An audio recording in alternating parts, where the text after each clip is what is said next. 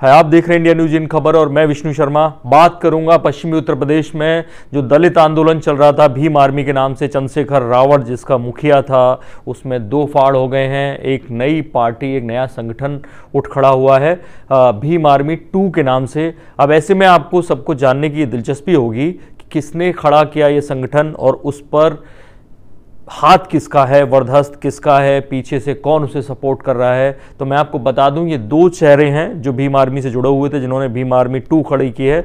एक है लोकेश कटारिया और दूसरे हैं अमित शिवजी गौतम।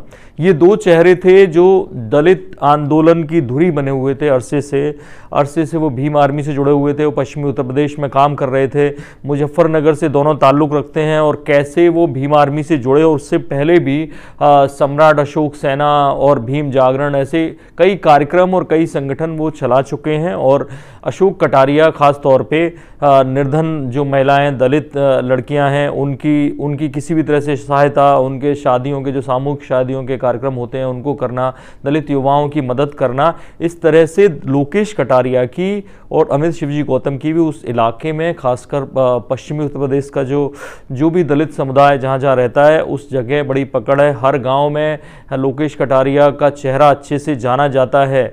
तो वजह क्या हुई? अब जैसा कि उन्होंने वजह खुद बताई है, अपना एक फेसबुक पेज शुरू किया भीम आर्मी 2 के नाम से। वो कह रहे हैं कि जब भीम आर्मी का संस्थापक चंद्रशेखर रावण रासुका के तहत जेल में बंद था, मैं आपको बता दूं 9 जून को शायद गिरफ्तार किया गया था सहारनपुर हिंसा के मामले में चंद्रशेखर रावण को, और उसके बाद रासुका लगा दी गई। सितंबर में अगले साल, यानी 1 साल बाद, चंद्रशेखर रावण को छोड़ा गया और चंद्रशेखर रावण बाहर आया। तो इतनी बीच में 1 साल में ऐसा दावा है इन दोनों का, अमित और लोकेश का, कि उन्होंने भीम आर्मी संगठन के लिए काफ़ी काम किया। जो 2 अप्रैल का भारत बंद था, जो SC/ST एक्ट में जो संशोधन की बात कही थी सुप्रीम कोर्ट ने कि तुरंत गिरफ्तारी नहीं होगी, बहुत बड़ा आंदोलन छेड़ा गया।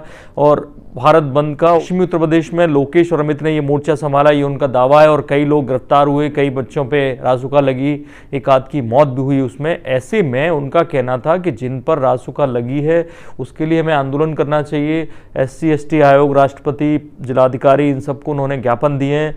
लेकिन उनका ये दावा है कि चंद्रशेखर रावण ने उनको सपोर्ट नहीं किया और कहा कि उनमें से कई लड़के हमारे नहीं हैं, यानी भीम आर्मी के नहीं हैं, वो सपोर्ट नहीं करेंगे।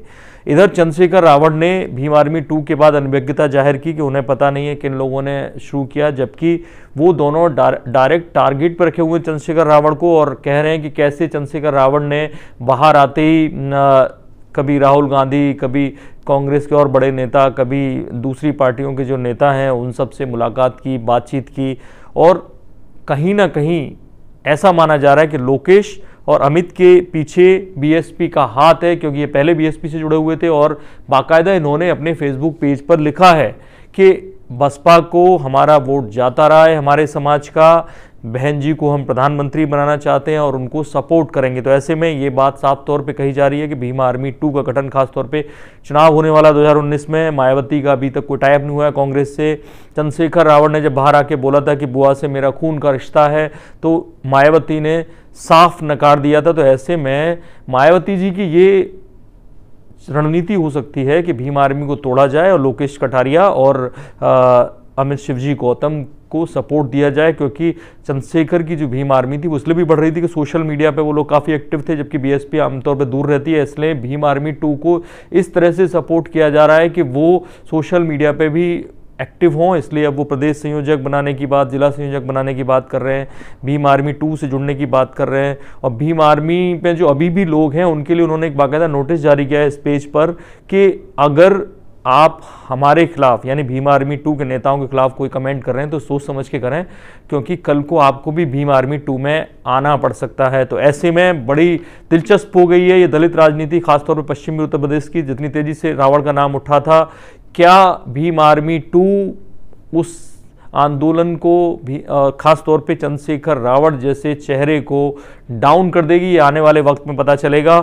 इस तरह की तमाम खबरें देखने के लिए देखते रहिए इंडिया न्यूज़। सब्सक्राइब करें इन खबर। थैंक यू, नमस्कार।